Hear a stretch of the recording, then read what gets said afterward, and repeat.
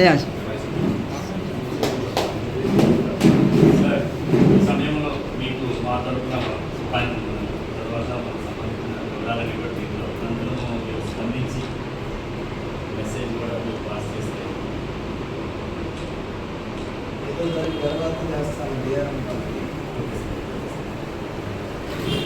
మాట్లాడితే ఒకసారి 17x2 34 trains ఆగినాయి sir. ఆ తర్వాత మనకి 7x2 14 ట్రైన్స్ ఆగుతున్నాయి సార్. ఇంకా మనకి ఇంపార్టెంట్గా ఆగవలసిన ట్రైన్స్ ఇవి సార్. మన డిమాండ్ ప్రస్తుతం ఆగుతున్నవి గౌతమి, కాకినాడ, విజయవాడ రాజస్థానం అంటున్నారు సార్.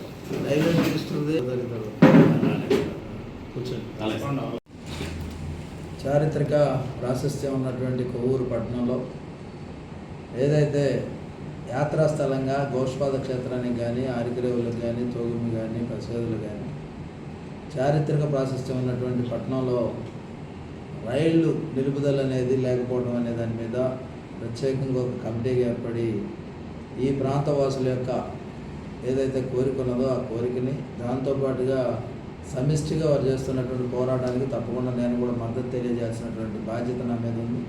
అందులో భాగంగా ఈరోజు కలిశారు. కేవలం 14-15 ట్రైన్స్ ఆగడం, 34కి సగం కూడా ఆకపోవడం అనేది విచారకరం. ఎందుకంటే వాళ్ళు ఆఖరి కోర్టుకు కూడా వెళ్ళి ఈరోజు కోర్టు నుంచి కూడా తీసుకొచ్చినప్పటికీ కోర్టు యొక్క ఉత్తర్వులను కూడా లెక్క చేయకుండా ఉన్నటువంటి పరిస్థితుల్లో ఖచ్చితంగా కమిషన్ తరఫున 5-6 తారీఖుల్లో వాళ్ళని కూడా సమన్స్ ఇష్యూ చేసి వాళ్ళకి రమ్మంటం జరుగుతుంది. అదేవిధంగా ఈ ప్రాంతం యొక్క ప్రాశస్త్యం కూడా తెలియకుండా రైల్వే శాఖ వ్యవహరించడం సరైనది కాదు. అవసరమైతే రైల్వే మంత్రితో కూడా స్వయంగా మాట్లాడి ఈ సమస్యను అతి త్వరలో పరిష్కారం చేసే విధంగా కూడా కృషి చేస్తాం. ఎందుకంటే పోలవరం నుంచి, జంగారెడ్డిగూడ నుంచి చుట్టుపక్కల ఎక్కడా కూడా ట్రైన్ ఫెసిలిటీ అనేది లేని పరిస్థితుల్లో, కొవ్వూరు నుంచి రాజమండ్రి వెళ్ళాలంటే అది ఒక పెద్ద యాతనగా ఉన్నటువంటి పరిస్థితుల్లో, ఆఖరికి సింహాద్రి లాంటి ట్రైన్స్ కూడా ఆగకుండా ఈరోజు వెళ్తూ ఉన్నటువంటి పరిస్థితి చూస్తూ ఉంటే రైల్వే శాఖ నిర్లక్ష్యం నిలుటద్దంగా కనపడతాం.